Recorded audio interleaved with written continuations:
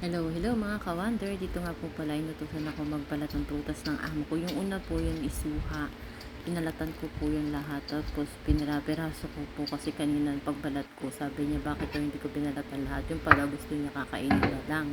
Kaya yun, pinalatan ko po ngayon lahat para kakainin na lang mamaya. Yan naman po isa yung kulay green. Melon naman po yan. Yan po ibabalatan. Binalatan ko na po dyan. Tapos sinugasan ko po. Tapos yung isa kong water na gagamitin ko, yan po is, yan pwede po kasi yan po yung hinuhugas ko kapag i-slice na po. Yan na po, magic na slice na po. Yun po naman po teras. Yan po. Ganito din ba kayo mga ka-wonder? Tinitikman nyo yung prutas pag sinabi mag-slice kayo ng fruits. Kasi ako ganun talaga. Tapos ito na po yung kinalabasan ng ginawa ko. Mamaya po sa hapunan, kakainin po nila yan. Bye bye mga ka-wonder.